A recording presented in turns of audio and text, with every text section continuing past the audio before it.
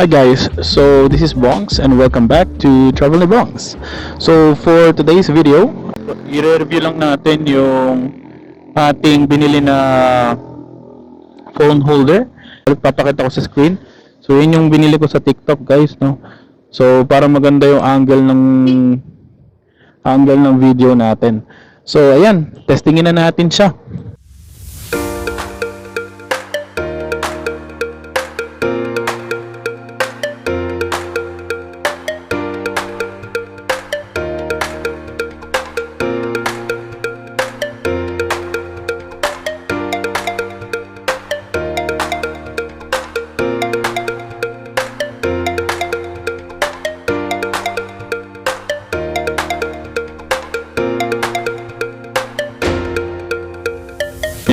Going down to AUP,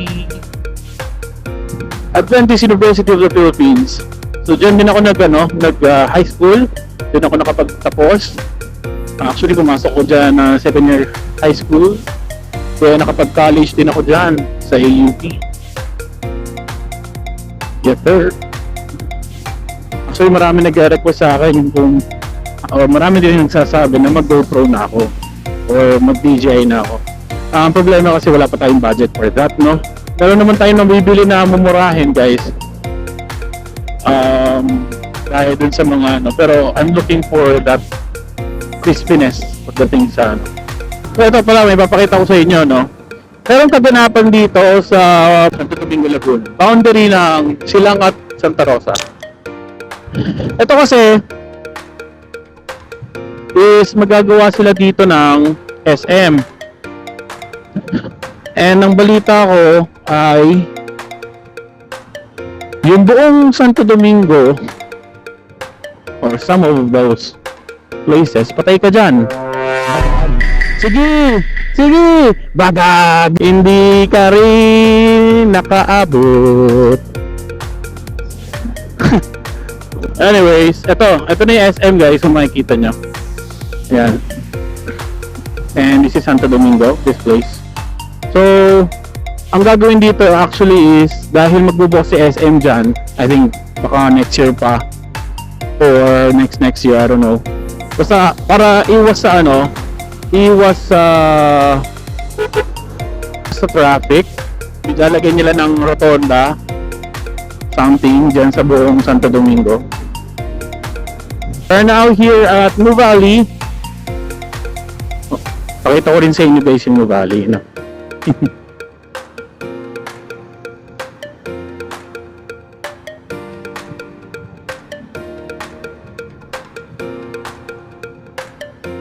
Yan.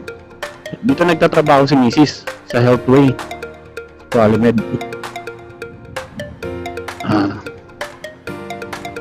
Check natin kung matatagpuan pa natin siya dyan. Tatawag lang ako saglit. Nung pumasok na ata siya eh.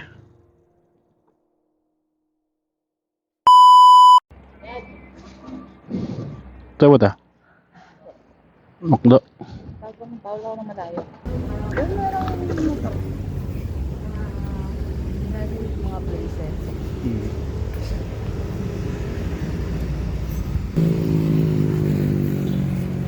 May place kami na alas 8. Sit out lang tayo.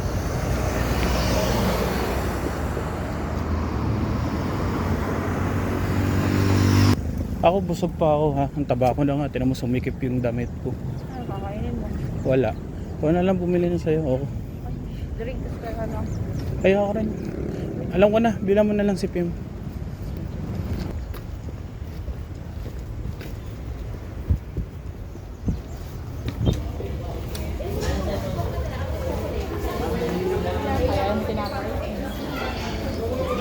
Busog talaga ako. Promise.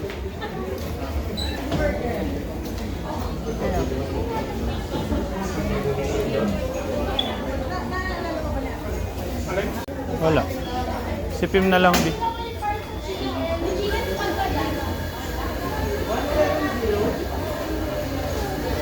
Ano yan? Naka-order ko. No, isipim. Yung ano niya, hapon yan. Okay.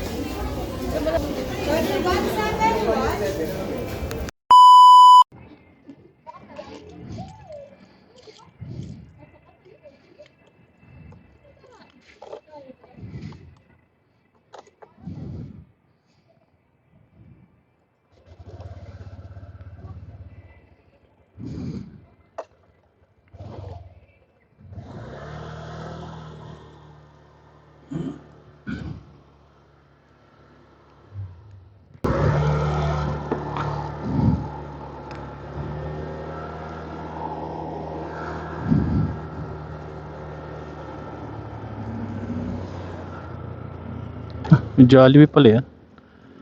Papakita ko lang sa inyo yung Nuvali. So, meron kasing yung I think Usagi ata yung tatak nun. Maganda rin naman siya kaso hindi mo makikita-kita yung para sa akin hindi mo makikita-kita yung yung cellphone mo. So, mas preferred ko na lang tong gamitin. Itong sa chest. Okay, so ikot tayo dito guys. Just gonna show you this beautiful place kahit gabi na. Marami nagja-jogging dito. Okay. So, medyo madilim, no? Yan, liwanagin natin.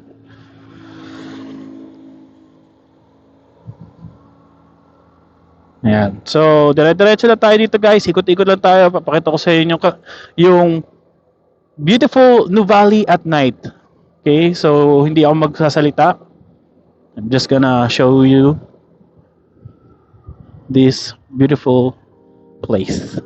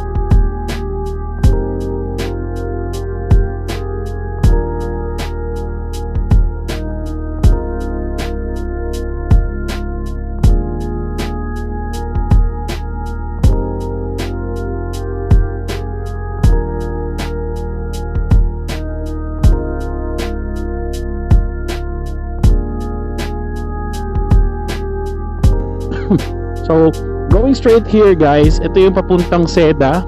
Ito yung papuntang Converges.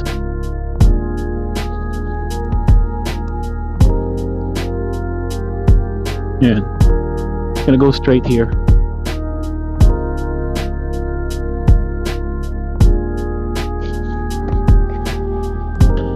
So, ito guys. This is going itong daan na to ay papunta sa Converges. Yes, Manong Guard. Hello, Manong Guard.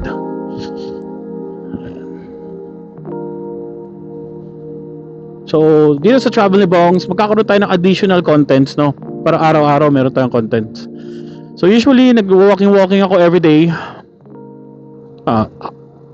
Not really every day. Pagka merong pang umaga si Mrs. dun sa hospital, nag-walking din ako. Yun na, ito na. So, ganoon naman kasi ang rule Pag nandun na siya sa intersection, time niya na. So, ito na yung exit guys, sa puntang highway or main road, whatever. Highway na to National Road, Santa Rosa Tagaytay Road. Ayan. Yung Starbucks sa left. So, we're on our way towards Paseo de Santa Rosa. Pero ang daan natin is Eton. So, Eton. Alam nyo ba na kahapon kasi mga ganitong oras naabutan kami ng asawa ko ng malakas na ulan. So, nag-start umulan ng mga bandang alas 6 up to I think 10 or 11 na ng gabi. Basta onwards na. And naabutan kami ng ulan talaga, as in umuulan na talaga nun. Tapos mas lumakas siya dun sa Eton. And pagdating namin sa Petron Eton, bumili kami ng favorite naming bread. And after that, may nakita kami parang bazaar, no, sa Eton mismo, sa kanilang parang what do you call this, parang Paseo de Santa Rosa, ganun. Forgot the place.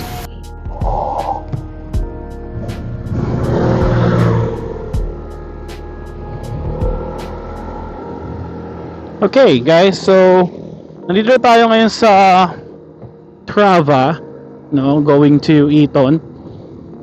Itong road na to, sa likod ng Paseo, nagbubukas lang to ng 8 ng umaga. So nakasarado to ng madaling araw, basta hanggang 8. Yan. Continue tayo.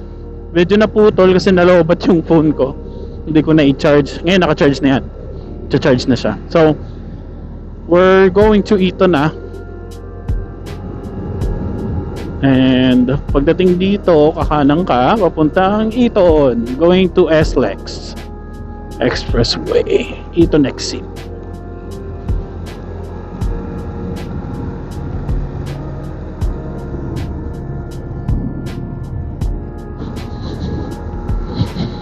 Isa ring kagandahan dito sa Eton guys is ginawa na nilang 4 lanes. Dati ito ay 2 lanes lang, no? As you can see here, dalawang linya lang talaga to dati, hindi pa bukas yung kabila. Ang nagka-cause dito or yung negative nito, impact is yung traffic. Most especially pagka Sundays. Simula dito hanggang doon sa Paseo, traffic. So buti na lang binuksan na nila to dito sa may Pramana. Yan. Ito yung Petron na sinasabi ko. Yan. Masarap ang foods nila dyan. Ito na yung South Lake pala. South Lake, Eton City.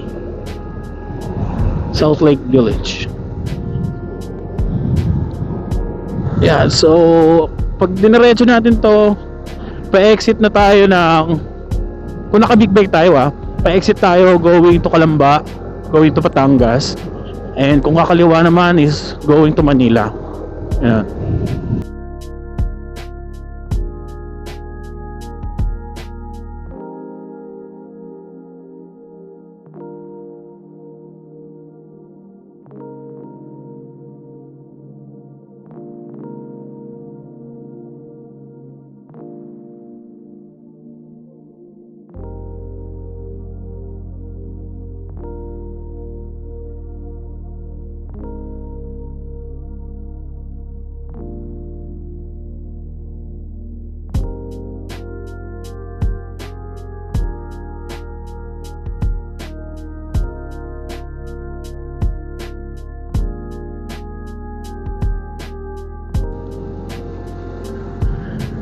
Ayan, so ito yung Barangay Malitlit guys.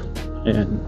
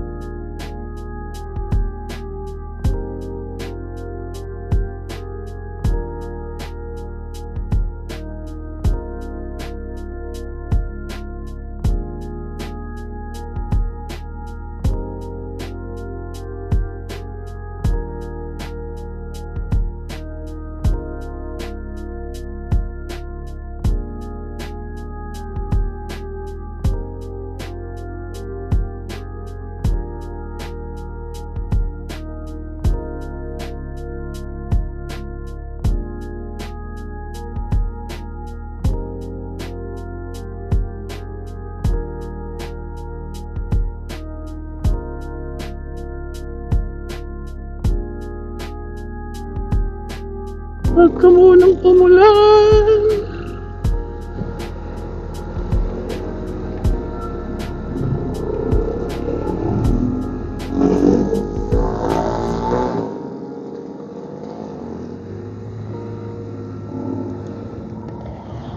Kahit yung driver dun sa harapan ko, mamadali na rin.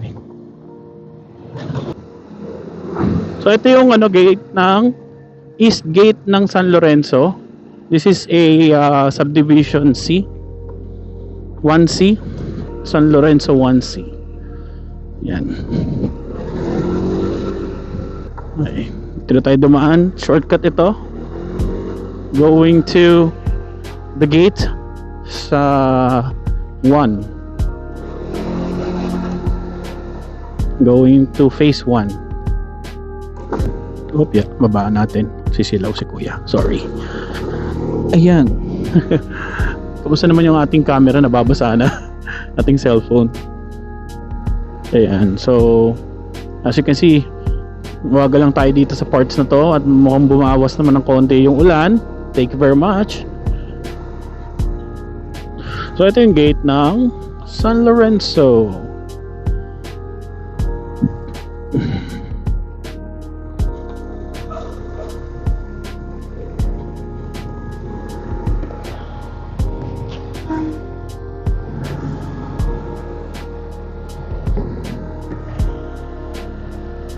Ayan. Alam nyo guys, pansin ko talaga na maraming gumagamit ng click. As in, saan ka pumunta? Ang dami. Number 1 scooter ata na talaga to eh. Ayun oh, Aerox. Ano pala? NMAX pala yan. Pansin ko kasi simula nung nagka-click ako, matipid talaga siya. And horsepower niya the best. No? Makakaya ka niya, ikaw at yung pasahero mo going up, lalo na pagka nag-set ka ng maayos sa panggilid mo, no?